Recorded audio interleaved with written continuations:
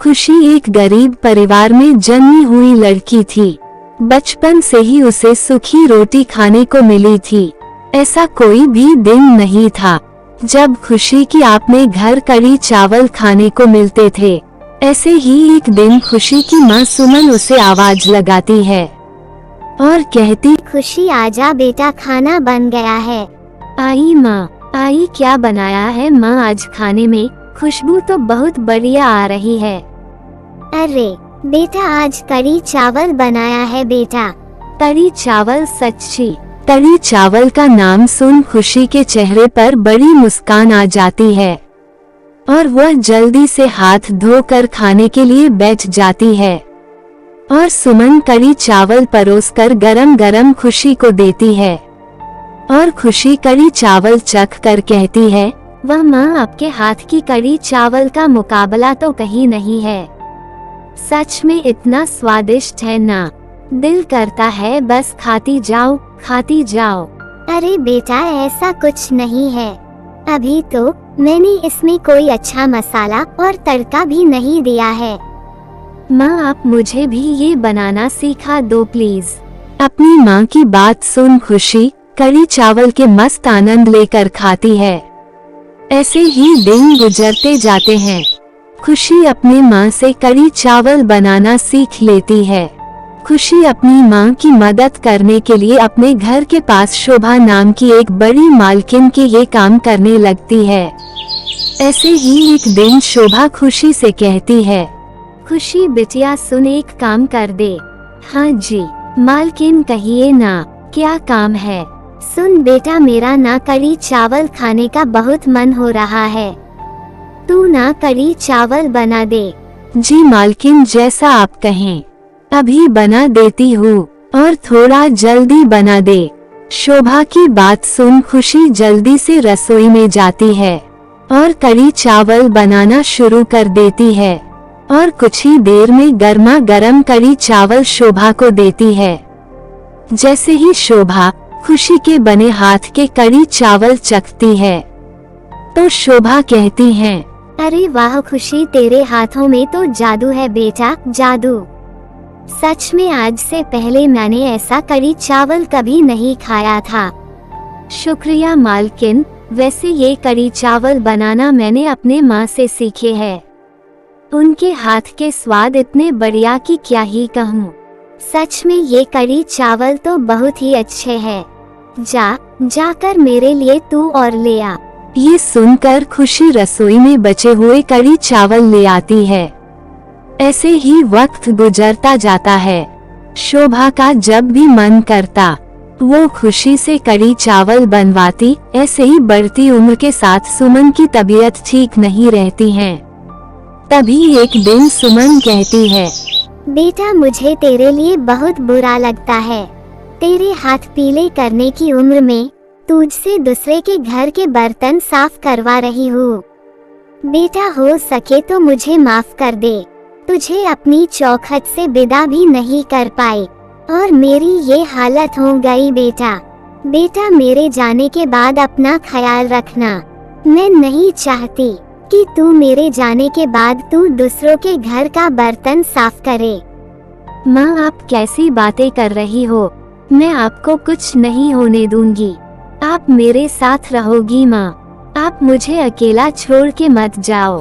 खुशी इतना बोल ही रही होती है तभी सुमन की सांसें तेज हो जाती हैं और वो वही अपना दम तोड़ देती है। अपनी माँ के जाने के बाद खुशी एकदम अकेली हो जाती है। ऐसे ही एक दिन खुशी हाथों में गठरी लिए शोभा के घर जाती है। मालकिन, आप अपने घर के काम के लिए कोई और लड़की तलाश लो। मैं आपके घर का काम नहीं कर पाऊंगी। मैं हमेशा के लिए ये घर छोड़कर जा रही हूँ। पर ऐसा क्यों खुशी बिटिया, क्या हो गया? ऐसे क्यों जा रही हो? मालकिन, आपको तो पता ही है कि माँ इस दुनिया में है ही नहीं अब, और माँ के अलावा मेरा कोई और था भी नहीं। अब मैं अकेली यहाँ क्या करूँ? इसलिए मैं काम की तलाश में यहाँ से दूर जा रही हूँ और यहाँ पर तो कोई काम ही नहीं है और हमेशा घर के काम करके मेरी जिंदगी नहीं चल सकती, इसलिए कुछ नए काम की तलाश में जा रही हूँ। अरे बिटिया, तुझ में गुणों का भंडार है। तू अपने आप को पहचान नहीं पा रही है। तेरे हाथों में कितना स्वाद है और तू इतना अच्छा कढ़ी चावल बनाती है। मेरे पास एक तरकीब है बेटा। कैसी तरकीब मालकिन? देख बेटा, मैं चाहती हूँ कि तू ये जगह छोड़कर मत जा। तुझे पैसे की जरूरत है तो मैं पैसा दूंगी, उधार समझकर रख ले। तू अपना कढ़ी चावल का ठेला लगा ले, सारा सामान मैं करके दूंगी। जब तेरा काम बढ़िया चलने लगे तो बेटा तू वापस लौटा देना। लेकिन मालकिन, अगर ठेला नहीं चला तो मैं आपके पैसे कैसे लौटा पाऊंगी? अरे, ऐसा हो ही नहीं सकता है मेरी बिटिया कि लोगों को तेरे हाथ के कढ़ी चावल ना पसंद आए। बस तू काम करना शुरू कर और हाँ, आज से तू मेरे ही घर पर रहेगी। शोभा की बात सुनकर खुशी खुश हो जाती है, जिसके बाद शोभा खुशी को ठेला लगाने के लिए सारे सामान का बंदोबस्त करके देती है। खुशी अपनी माँ को याद कर और भगवान का नाम लेकर ठेले की शुरुआत करती है, जिसका नाम होता है मेरी माँ के कढ़ी चावल। खुशी को ऐसे ठेले के सामने खड़े बहुत हिचकिचाहट महसूस होती है। तभी थोड़ी देर बाद वहाँ कॉलेज का एक लड़का दीपू आ जाता है। अरे वाह, मेरी माँ के कढ़ी चावल। दीदी, आपको पता है मैं अपने घर से दूर यहाँ पढ़ाई करने के लिए आया हूँ और मैं यह माँ के हाथ के बने खाने को बहुत मिस करता हूँ। मुझे आपको यहाँ ठेला लगाते देख बहुत अच्छा लग रहा है। अच्छा, मुझे भी मेरे हाथ के बने कढ़ी चावल बहुत पसंद थे, इसलिए उनके जाने के बाद मैंने उनके नाम से ये ठेला खोला है। अच्छा, एक काम कीजिए, आप मुझे एक प्लेट कढ़ी चावल दे दीजिए, बड़ी भूख लगी है। हाँ हाँ, आप बैठिए, मैं अभी लगाती हूँ। एक प्लेट कढ़ी चावल आपके लिए। खुशी दीपू को कढ़ी चावल देती है। दीपू कढ़ी चावल खाकर कहता है, सच में दीदी, ये कढ़ी चावल खाकर अपनी माँ की याद आ गई। वो भी आपकी तरह कढ़ी चावल बनाती है। अब मुझे जब भी अपनी माँ की याद आएगी, मैं ये चले आऊंगा आपके हाथ के कढ़ी चावल खाने। हाँ, क्यों नहीं, जरूर आना। उस लड़के को देखकर खुशी के चेहरे पर मुस्कान आ जाती है। ऐसे ही एक आदमी आता है और कहता है, अरे बेटा, एक प्लेट गर्मा गर्म कढ़ी चावल दे दो। हाँ जी, अभी देती हूँ। इतना कहकर खुशी उस आदमी को एक प्लेट कढ़ी चावल दे देती है। आदमी जैसे ही कढ़ी चावल चखता है और कहता है, सच में बेटा, बहुत ही स्वाद भरे कढ़ी चावल है। जितना अच्छे ये कढ़ी चावल है, जितने अच्छे ये कढ़ी चावल है, उतने अच्छे तुम्हारे संस्कार भी। देखा मैंने क्या लिखा है, सच में ऐसे मेहनत करके अपना खाओ। उसे कढ़ी चावल पसंद आता है और वो पार्सल कढ़ी चावल भी पैक करवाता है। ऐसे ही दिन गुजरते जाते हैं और खुशी का कढ़ी चावल का ठेला चल पड़ता है। साथ ही शोभा का सारा खर्च भी चुकता हो जाता है। ऐसी एक दिन शोभा को वहाँ देख कहता है, अरे तुम भी यह कढ़ी चावल लेने आई हो?